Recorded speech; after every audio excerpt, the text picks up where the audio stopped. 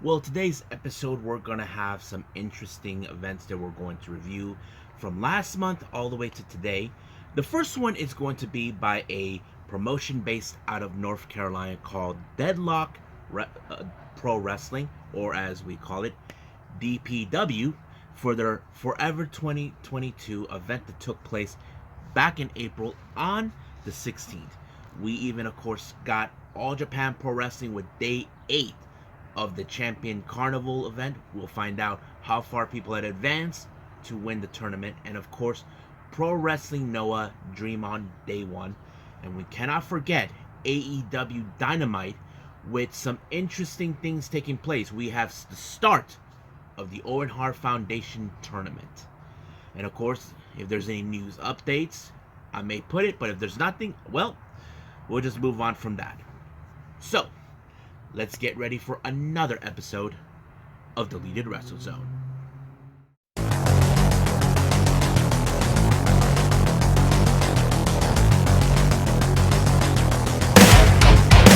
Are you ready? Get up, get up!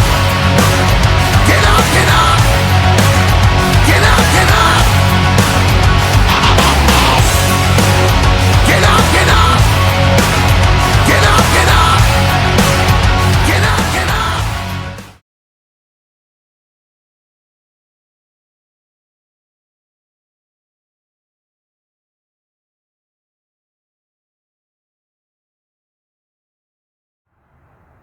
Welcome everybody to Deleted Wrestle Zone, all things that is pro wrestling with AEW, NXT, New Japan Pro Wrestling, Impact Wrestling, the National Wrestling Alliance, various promotions, wrestlers, matches, and championships. I am your host, J-Rod here. So, let's begin with Deadlock Pro Wrestling with Forever 2022 that took place on the 16th of April. This was one of the most interesting events I've ever witnessed. This is the first time actually I've seen it with an event. I heard of the name Deadlock Pro Wrestling. There have been many wrestlers from the independents that made their appearance there. This one also featured a couple, 2 championship matches, a couple of special matches, but we'll see how that goes. Now, this promotion, if you guys want to know where is this from, it's from North Carolina. They've only been active since last year. I'm like very interesting to see how much. If there's any more pay-per-views down the line, I'll definitely could watch those.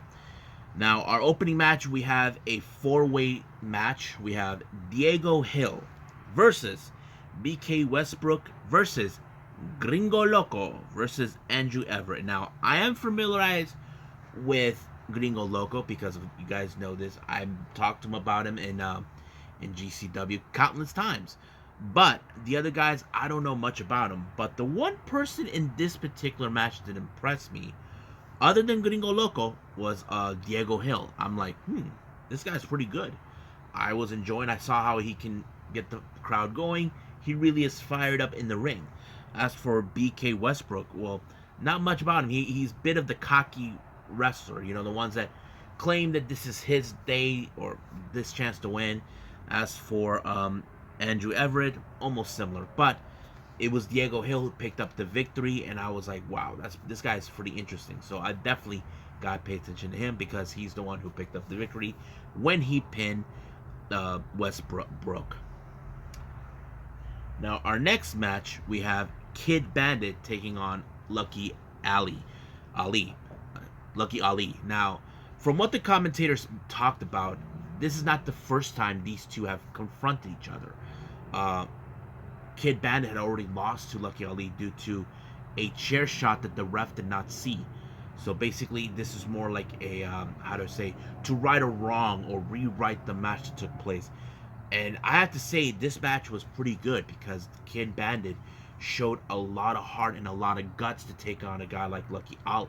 But however, he could have lost the match if it wasn't for the interference of Jay Malachi, who slid a chair to, of course, to Lucky Ali. But luckily, Kid Bandit's best friend, Donnie Ray, showed up to give him a helping hand, knowing that this was a disaster. But however, Lucky Ali thought he had everything under control, but Kid Bandit did a jumping, spinning heel kick onto the chair to hit Lucky Ali, giving him the proper win.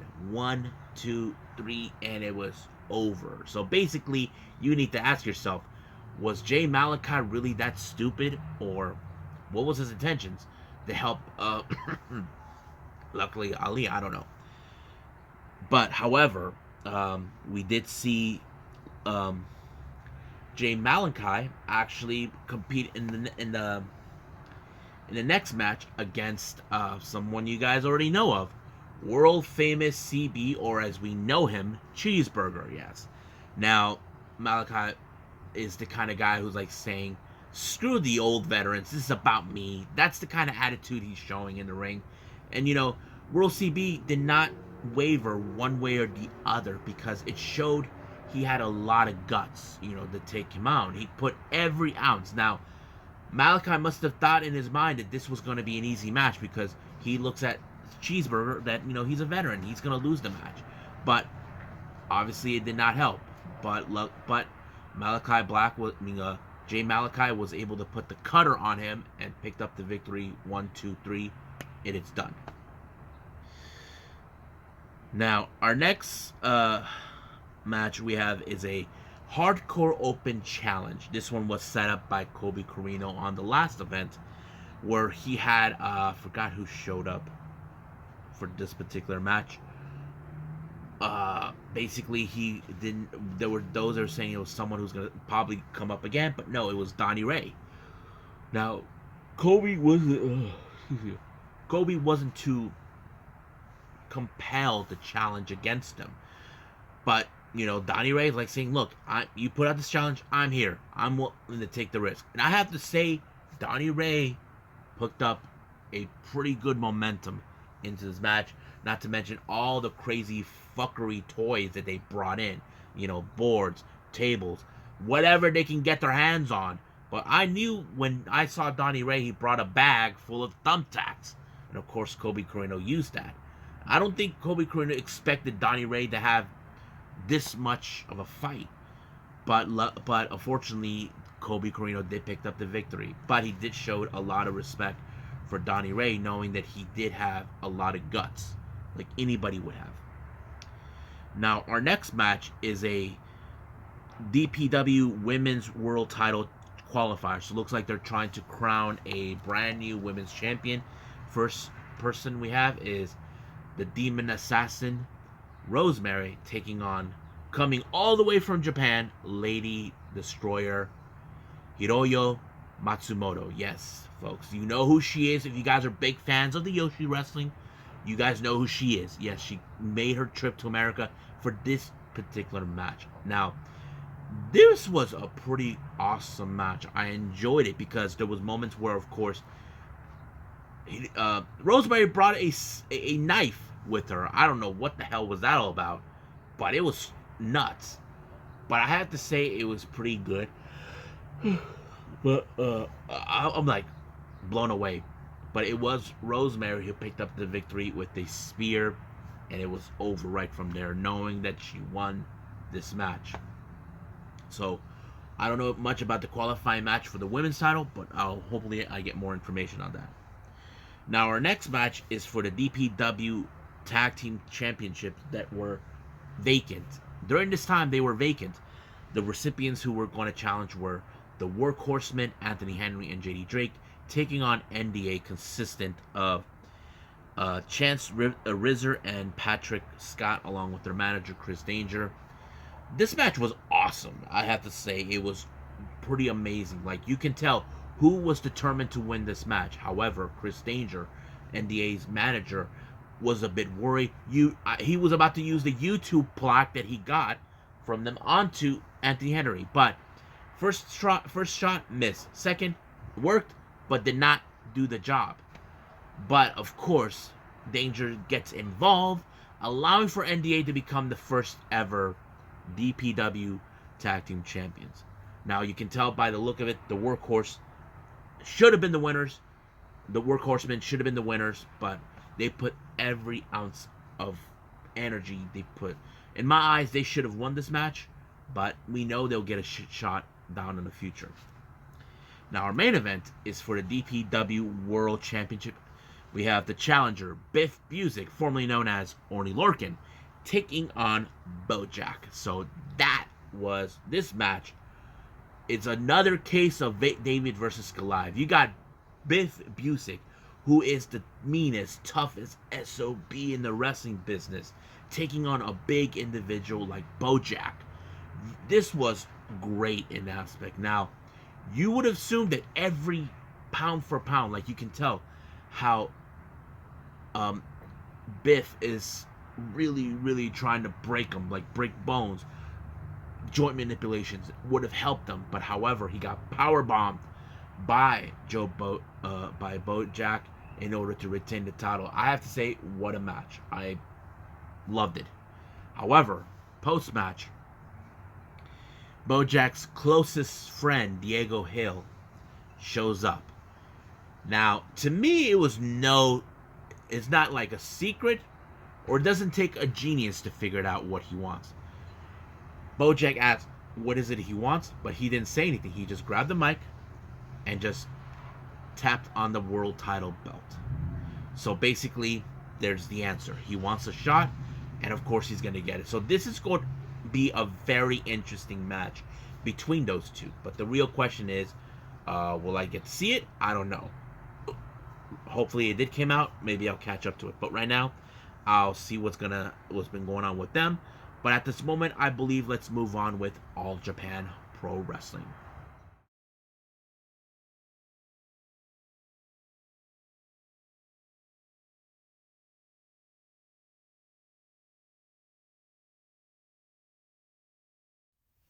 Okay, so we're here with All Japan Pro Wrestling. This is the Champion Carnival 2022 on the 29th of April. This is day 8.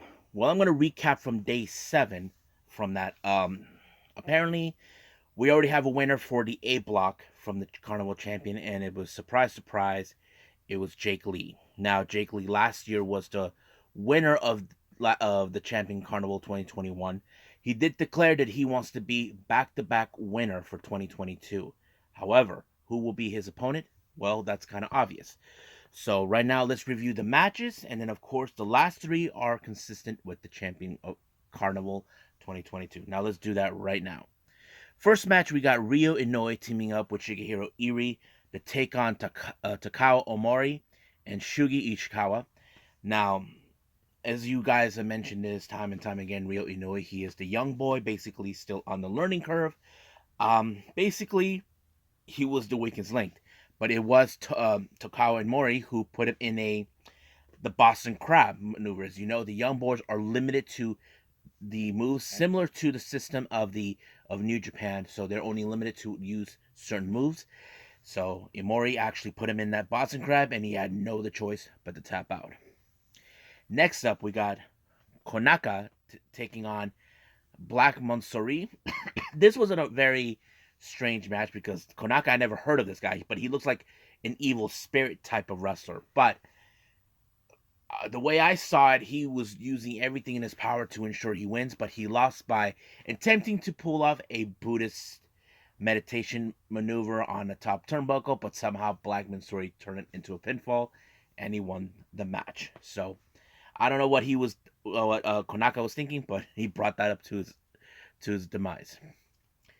Next match, we got next round, Atsuki Aoyagi teaming up with Rising Hayato, taking on the members of Total Eclipse, which is consistent of Tajiri and Yosuke Kodama. Now, as you know, the members of next round, there'll be the other members consistent of Yuma Aoyagi and Kento are in the main event. But however, this is them with Atsuki and Rising Hayato in this match. However, you know the Total Eclipse have been the most dominant faction since last year, showing how strong they have been, and that's all they have been doing. But it was Tajiri with the buzzsaw that ended things, giving them the W. Now, our next match, we got Shotaro Ashino, Dan Tamura, and Hikaru Sato to take on the other members of Total Eclipse, which is Hikudo, what's his name? Hikudo Omori, Ryoko Honda, and Jake Lee. Basically, these guys have always been the dominant faction. As you know, Jake Lee is on proving himself that he is going to win this entire tournament. It was him, on the other hand, who picked up the victory onto Dan Tamra. Dan Tamra is a bit of the weakest link of the group, but it gave Jake Lee the edge that he needs. As you know, he is ready for who is going to be his opponent on day 9. Now, our next 3 matches are part of the Champion Carnival 2022 B block, so I will tell you how this ends and what points they ended.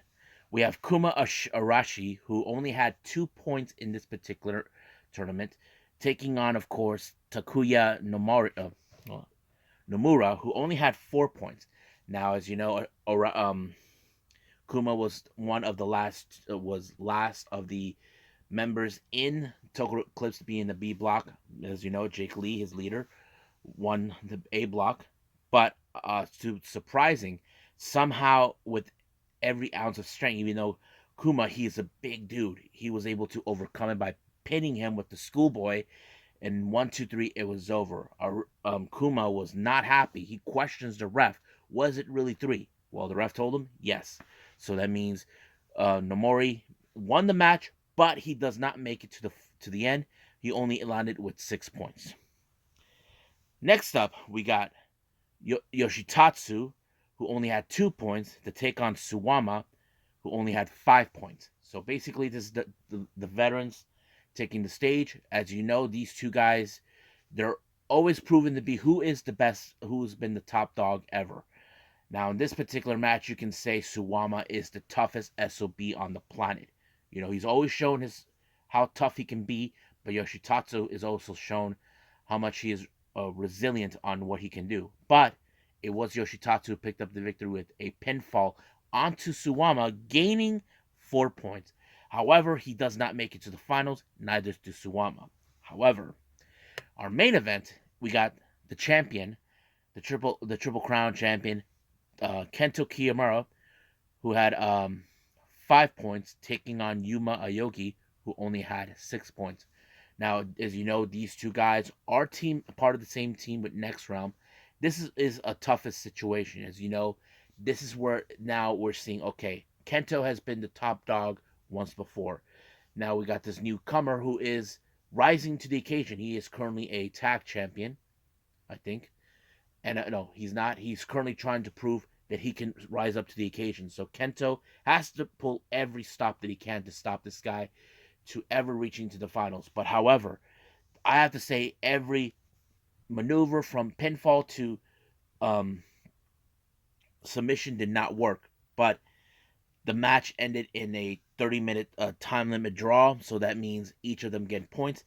Kento Miyahara ends it with 6 points, while Yuma Aoyagi ended with 7. But however, Yuma was the one who had only 7 points, so that means he wins the B block and goes to the finals to face off Jake Lee, whoever wins. So this is a very interesting maneuver. Now, I did mention Jake Lee did say he wants to be back-to-back champion. Basically, he wants to have another shot of the Triple Crown champion, but now he has to go through someone that he has to get through in order to get to the top. Will it be Yuma Aoyagi, who is the rising star in All Japan, or will it be the villainous leader of Total Eclipse, Jake Lee? Well, we won't know until we see and hear what happened on day 9.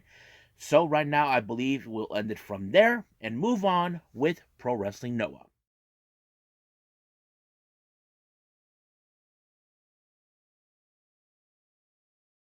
Okay, so let's talk about Pro Wrestling Noah's Dream On that took place on the 4th of May. This is day 1. We had the opening match with Kinya Okada taking on Simon Gotch. As you know, Simon Gotch is one of the foreigners that made their way to Noah. I have to say this match was more like an appetizer for Gotch. You know his background in MMA and grappling. That always been helpful for him. As you know, that's how he won his match, by putting Okada in a submission move. Now, our next match, we have trios action. We got Yatsukata, Yano, and Kai Fujimura and Alejandro taking on Los Perros del Mar de Japón, consistent of Nosawa Rongai Tejano Jr. and Super Crazy. Now, this was, I believe, the last official match, I believe, hopefully it is, of Los Perros de Mar, but they brutalized the opposition. I have to say that kind of went into territory, but it was Yano who actually got the pinfall on was pinned by Tejano Jr. But however, in the post match, Tejano Jr., even if they won, he decided to whip him with the bull rope, sending a message. Next match, we have a very interesting tag match. We got Kendo Kaishin and Slex taking on the members of Kongo, Keno and Matsukadu, Masakatsu Funaki. Now, there was a moment where, of course, Kendo Kashi, wearing a slimmer mask as as a Sasadango super machine, and of course,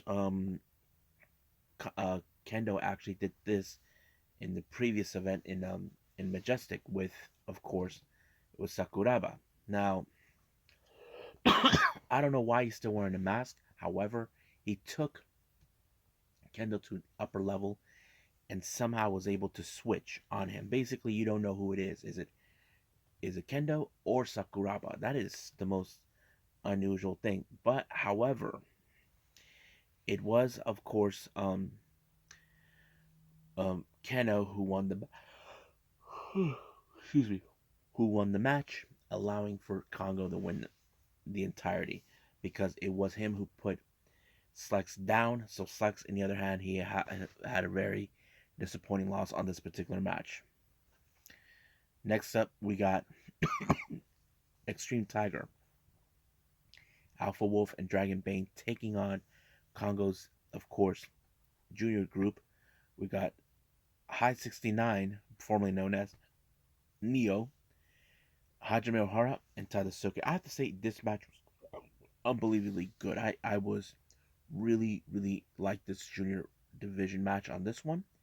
But in a way, it was like unbelievably awesome. But it was Dragon Bane that picked up the victory on Tadasuke, and it kind of was showing, okay, now we're seeing the best of the juniors in the world coming here, and I think that kind of shows us if we have that junior heavyweight tournament soon, they could qualify in that. So I can't wait to see that. Next match, we got Masa Kiyamiya teaming with his opponent from the last event, Michael Elgin, to take on Kongo's members Manabu Soya, Katsuhiko Nakajima. Now, this match was great. I have to say, I like Masa and Michael in this together because they're both two of the biggest powerhouses. Because Masa had that with Manabu, but now he has it with a foreigner. But it was, of course, Michael Elgin that picked up the victory onto Manabu, showing his superiority power onto him. And I think this is a very good match. Next up, we got the Noah Juniors, consistent of Junta Miyawaki, Hao, Asushi Koroge, Yohei, and Daisuke Irada to take on the members of Stinger.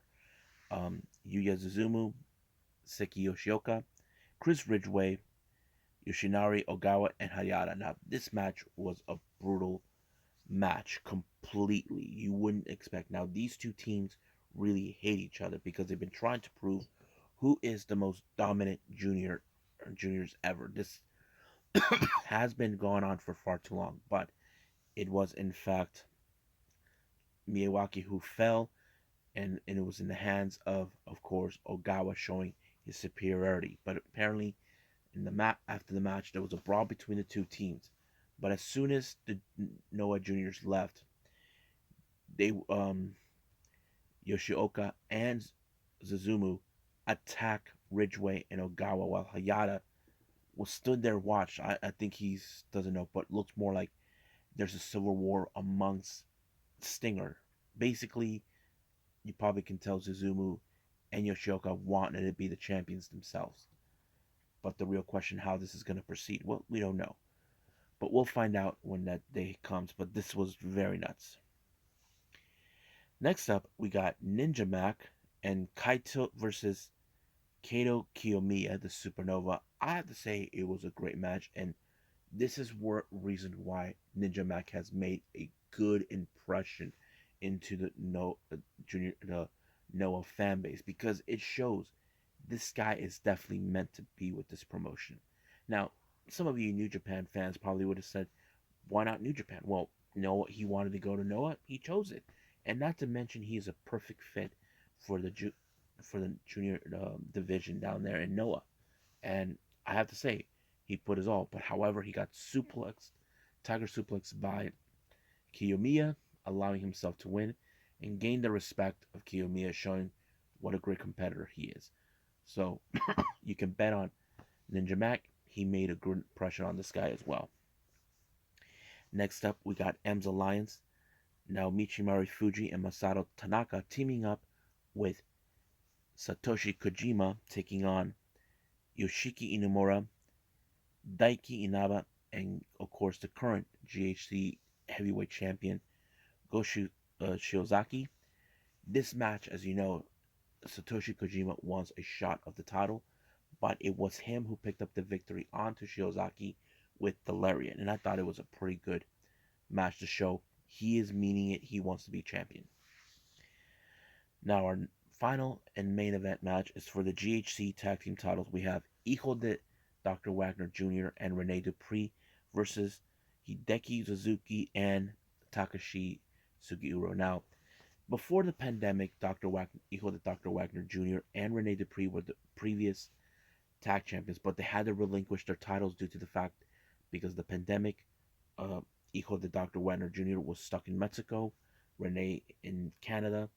That's the reason they never lost the title. So their teammates gladly gave them the shot. I have to say it was a good match. Very powerful. There's a lot of bit of the grappling techniques. However, it was Dr. Wagner that picked up the victory with the power bomb onto Suzuki, giving him and Rene the opportunity now to be brand new GHC tag team champions. But the real question is, who will be their next challengers to face for this title? Well, we'll see, because we may have a long list of people that would want to have another shot of those tag titles. So I think that's pretty much it. Let's move on with AEW Dynamite.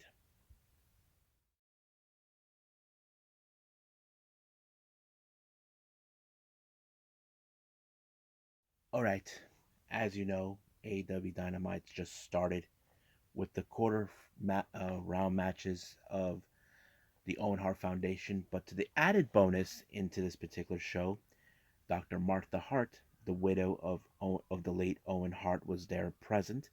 And of course, their children were there too, Athena and OJ.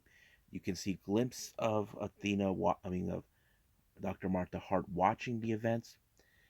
And of course, there's a photo of her with the kids at Twitter you can follow. But it was great seeing there, and we cannot forget, this is Long Island country, MJM country, so you probably will understand why I mentioned that. So opening match, we have of course the Owen Hart Foundation tournament quarterfinals. We have Adam Cole versus Dax Harwood. Now, as you know, Dax Harwood is a fan of the Owen Hart of the Hart family. He wants to honor Owen Hart in his way, but however, this was a very tough challenge for Dax Harwood to take on a wrestler who's been claiming that he is the best who he is no matter what. However, Dax Harwood was basically holding his sides with the ribs. Basically, he couldn't even pull off the sharpshooter in order to beat Adam Cole, but Adam Cole used that against him. But as you know, the more he was bending, he had no other choice but to tap out due to the ribs. He advances, but however, his opponent for the next round of the challenges is either going to be Jeff Hardy or Darby Allin. Now, Hangman Page comes out, as you know, to the commentary team, because CM Punk's in the match. As you know, CM Punk is the most hated person in Long Island. The Long Island people will never forget what he said to them. But, however, Hangman Page has a friend who's a resident of Long Island. We're talking about Johnny Hungy, John Silver, I have to say it was a really interesting match. But however, as you know, we know that John Silver, he's a tough competitor. But however, with the experience of CM Punk, it did allow him to win until he pulled off the JTS, and boom, it was done right from there. However, in the post match, Hangman wanted to confront him and all this and that. So basically, you can tell that's what it is. But CM Punk told him that he wakes up, asks himself, is he a fighter or a champion? So that kind of goes on into a very interesting turning point. Now, we have a next interview, something interesting related to the Owen Hart Foundation Tournament. We have Britt Baker and Jamie Hayter. Now, Britt Baker, Jamie Hayter, as you know, she'll be facing Toni Storm, a longtime rival and someone she's been familiarized for years. However, Britt Baker believes there's a conspiracy against her. As you know, she is in the tournament. However, the opponent is a joker. Nobody knows who it is. Now, we can speculate all we want, but it's not going to do any help. But we'll find out when that day happens. Now, our next match, we have Danhausen versus Tony Nese. Now, Danhausen even tried to curse Tony Nese, but Mark Sterling was not going to take that kindly. The match went out quickly, but Tony Nese and Mark Sterling wanted to brutalize him, to punish him because he was getting more of the attention. They felt like that attention was stolen from them. But however, Hook shows up to help Danhausen, and all of a sudden, we just saw the beginning of Hookhausen. So that means Danhausen and Hook are now partners. That kind of tells us like we're gonna see a very interesting oddball of teaming. But there was a moment where Taz, during he was commenting a match, like, "Oh, you're gonna have a Thanksgiving guest," and of course they were referring to Danhausen. I thought that was funny.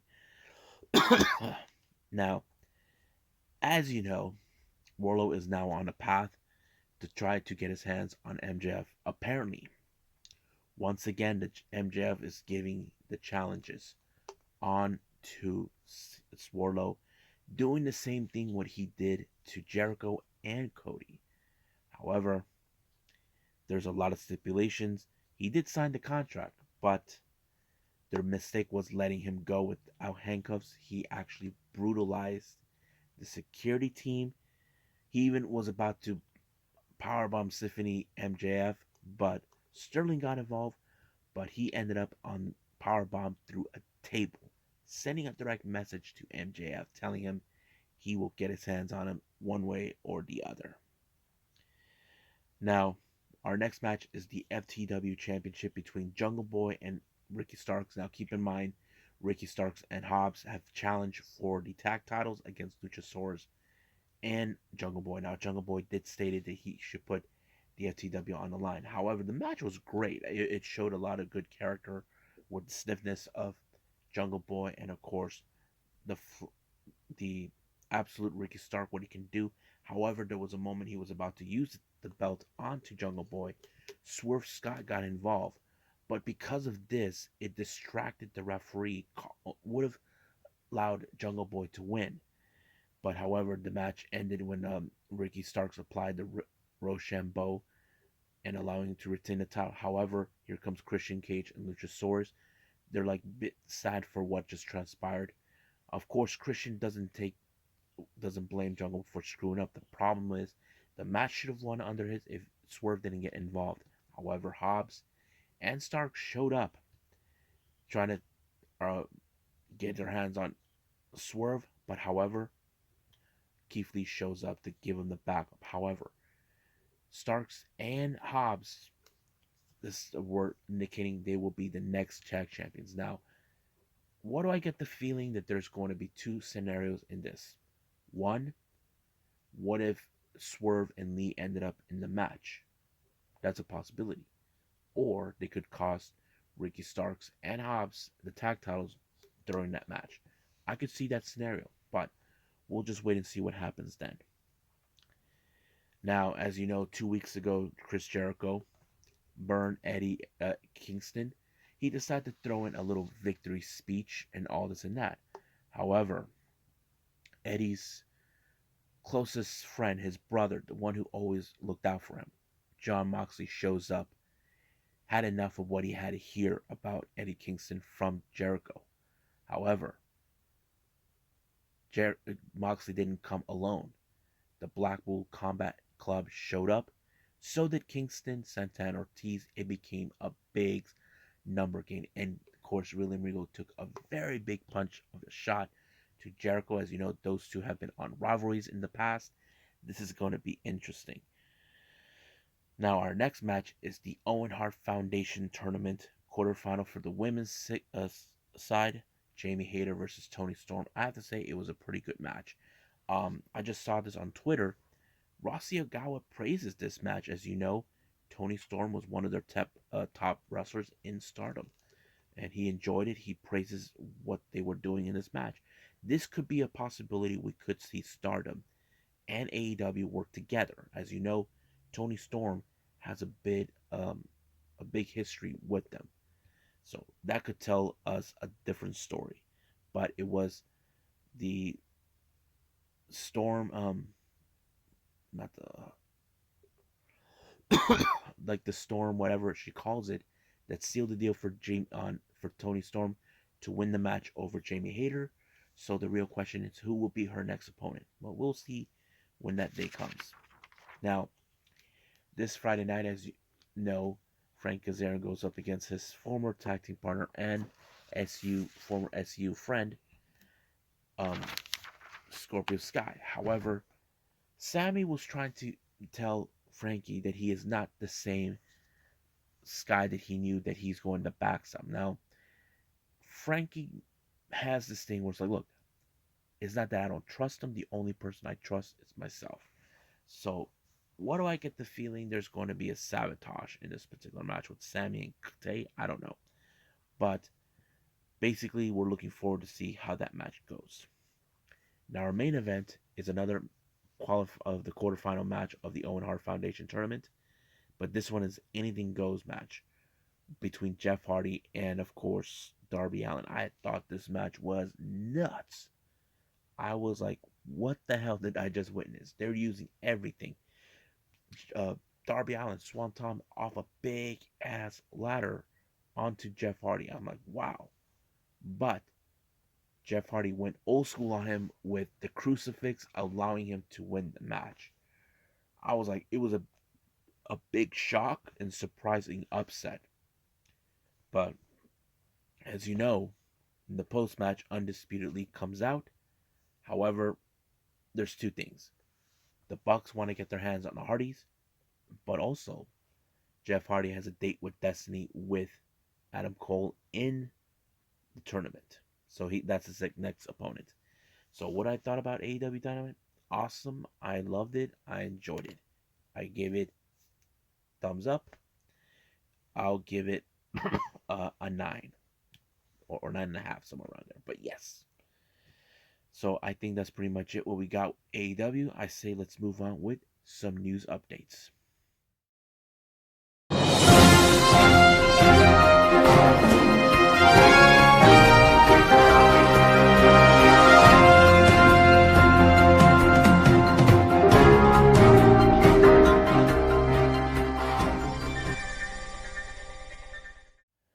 Okay, here are some news updates now. This one was coming from Tokyo Joshi Pro Wrestling. They announced that Yuka Sakazaki, as you know, appeared in the recent AEW Rampage against Riho. Turns out that her U.S. excursion will continue for the rest of May. So we may see Yuka Sakazaki appear in possibly AEW Dark or Dark Elevation. Who knows what else we're going to see. So, but she is scheduled to return to Tokyo Joshi Pro on June 4th, from my understanding. However, coming from that, they just announced that Miyu Yamashita and Maki Ito will miss their May 29th show in Tokyo Joshi Pro due to the fact they will participate in Prestige Wrestling. But they did state it that there is a possibility we could see more excursions overseas after the month of June. So as you know, Tokyo Joshi Pro falls into the banner is of DDT. DDT has worked out an agreement to bring talent from the promotions in a with AEW. So I'm assuming either Tokyo Joshi Pro and DDT. Now some people probably say, what about Noah? I'm not sure about that. I know Noah and New Japan are rivals in certain ways, but we'll see about that if that falls into parameters. If you guys ask me, what about Ganbare Pro? Well, I don't know. I feel like Ganbare Pro is mostly like for independent wrestlers, but we'll see about that. Now, relation to Tokyo Joshi Pro, DDT has announced 5 new trainees they just brought in. These are the young boys who are under the training. Now, here they are. I'm going to reveal their names, the age, their heights, and of course, where they're from. We got Takeshi Masada, age 20, with the height of 180 centimeters. He's from Osaka. We have Shogo Amaguchi, age 21, height 179 centimeters. He's from Aichi.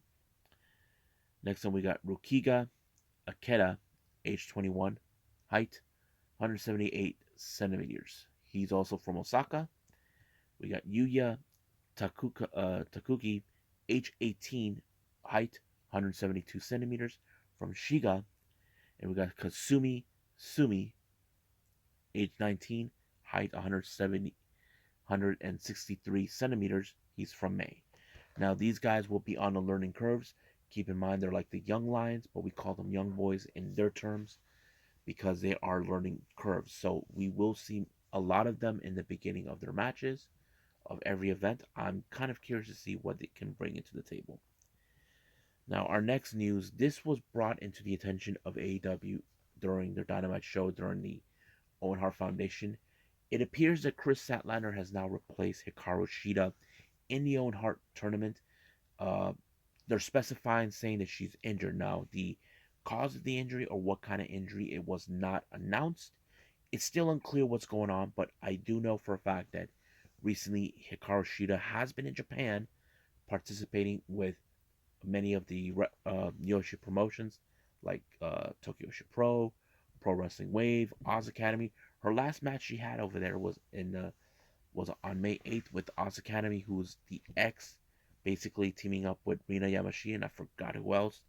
So that kind of tells us, but not a lot of explanation was told why she's doing. I do know she is participating with the show known as Maki, which is a pretty good show. Makai, which is a good show. I enjoyed. It's more like a fantasy thing, but it's still no clear what it is. But I'm sure that we will get the bigger picture on this one. So I will follow up on this one as soon as possible.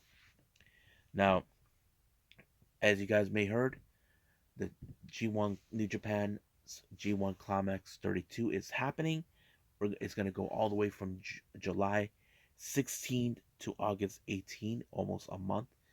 The tickets already been starting sales on certain times in Sapporo, Tokyo, and a few others. But I can't wait to see who's going to.